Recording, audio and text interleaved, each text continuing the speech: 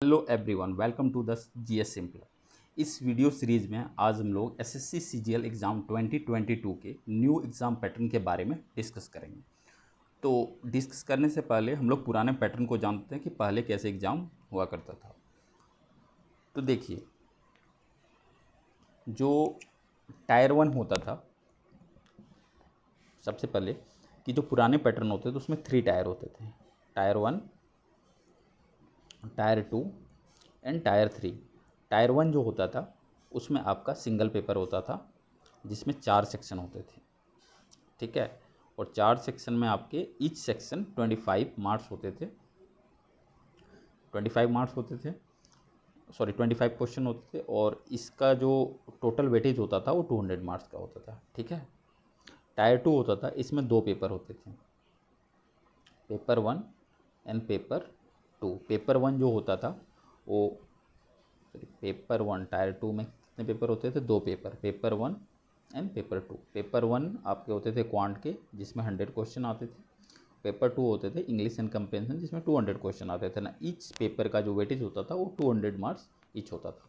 और पेपर 3 होता था डिस्क्रिप्टिव नेचर होता था कि एक ऐसे आता था और एक आपका लेटर लिखने आता था, और जो टोटल वेटेज होता था इसका 100 मार्क्स का होता था, ठीक है। बट अभी जो न्यू एग्ज़ाम पैटर्न है उसमें सम चेंजेज आए हैं। तो सम चेंजेज आए, अब देखिए जैसे टायर वन में तो पैटर्न सेम है, टायर 1 में पैटर्न आपका सेम है। बट इसमें ये कहा गया है कि आपका ईच सेक्शन में आपको एक क्वालिफाइंग मार्क्स आपको लाने होंगे, देन ही आप क्वालिफाई कर सकते हो। पहले क्या था कि आपको किसी चारों पेपर मिल के आपका कट ऑफ डिसाइड होता था, लेकिन अब इस एग्ज़ाम में न्यू एग्ज़ाम पैटर्न में क्या हुआ, आपको चारों सेक्शन का आपको इंडिविजुअली कट ऑफ क्लियर करना होगा, ठीक है। इसमें बस यही चेंज हुआ है कि आपका चारों सेक्शन का इंडिविजुअल कट ऑफ क्लियर करना होगा। अब जो नेक्स्ट बात करते हैं कि टायर 2, देखिए टायर 2 जो है उसमें पहले होता था आपका पेपर 1 एंड पेपर 2। पेपर 1 आपका क्वांट का, पहले भी बता चुका हूँ कि क्वांट का होता था, पेपर 2 इंग्लिश का होता था। बट इस न्यू एग्ज़ाम पैटर्न में जो चेंज हुआ है, इसमें आपका एक ही पेपर है, ठीक है, आपका एक ही पेपर है।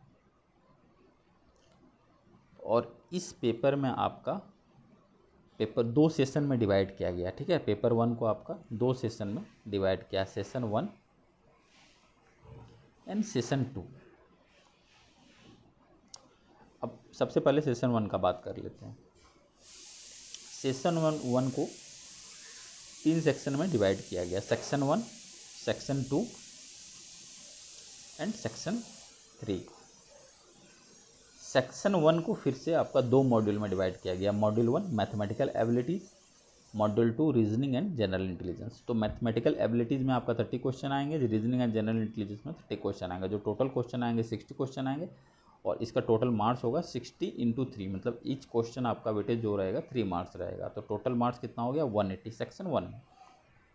अब सेक्शन 2 की बात कर लेते हैं।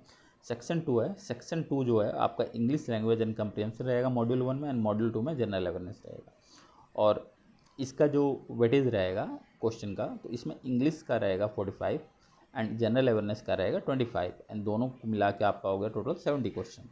एंड जो सेक्शन 2 में आपका वेटेज है मार्क्स का, वो आपका 70 इंटू 3 टोटल 210 मार्क्स का, ठीक है। और एक बात बताना चाहूँगा, जो ईच सेक्शन टाइम एलोकेट होगा वो 1 आवर ईच होगा। सेक्शन 1 आवर आपको मिलेगा, सेक्शन 2 में अगेन 1 आवर मिलेगा आपको, ठीक है।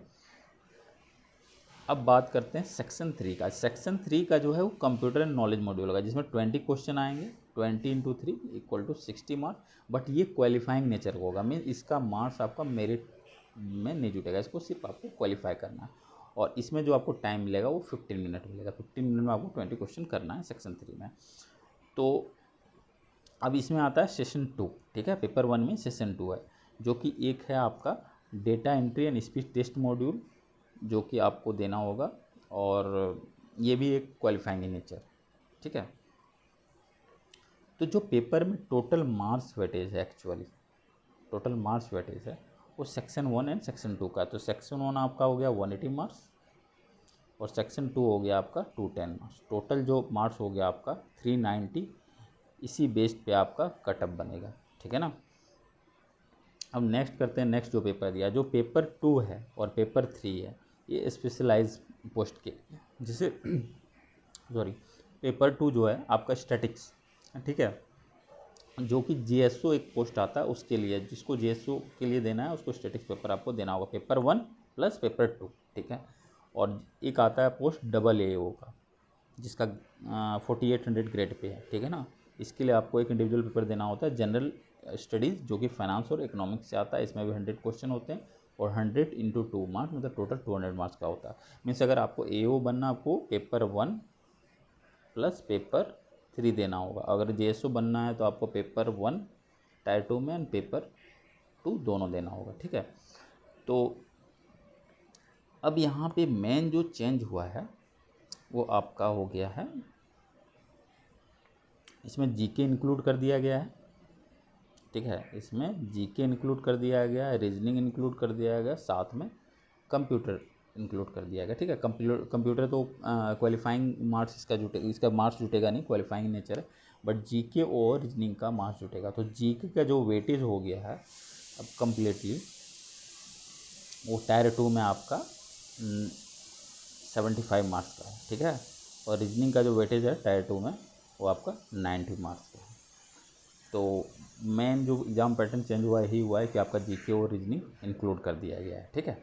तो अब जो एसएससी का एक्चुअल जो पेपर है, ठीक है,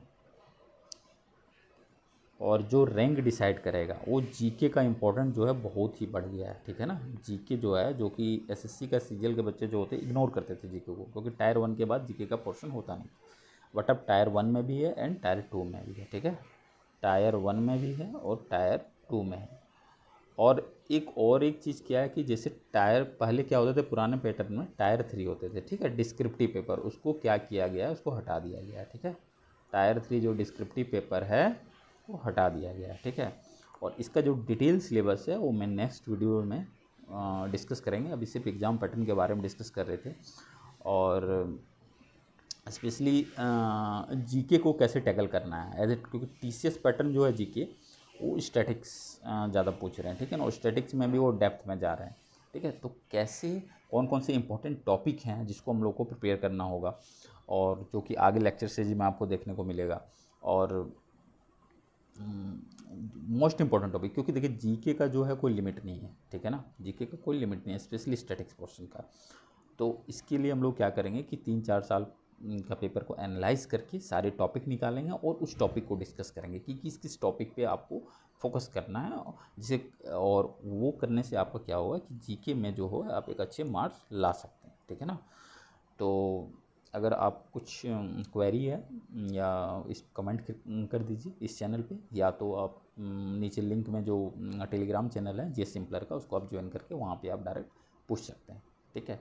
और चैनल को सब्सक्राइब कीजिए और इसको शेयर कीजिए जितना हो सके, क्योंकि एक ये हम लोग बहुत ही स्पेशली जो पुअर और जो एफर्ट नहीं कर सकते हैं एजुकेशन की, उसके लिए ये चैनल हम लोग चला रहे हैं। तो आज के लिए इतना ही, थैंक यू।